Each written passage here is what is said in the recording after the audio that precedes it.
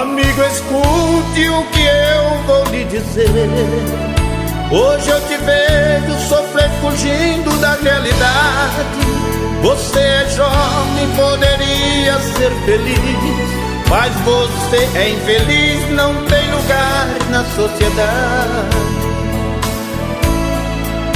Você não teve a coragem, meu amigo, de enfrentar os problemas dessa vida.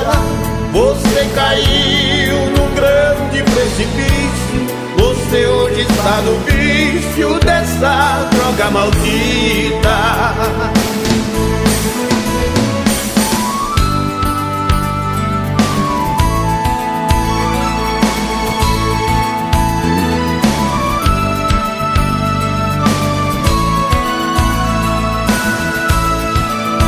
Milhões de jovens seguem o mesmo caminho, procuram caminhar sozinho e sonham encontrar a paz.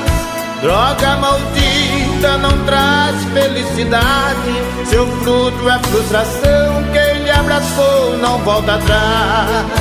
Você não teve a coragem, meu amigo, de enfrentar os problemas dessa vida. Você caiu num grande precipício. Você hoje está no vício dessa droga maldita. Você hoje está no vício dessa droga maldita. Você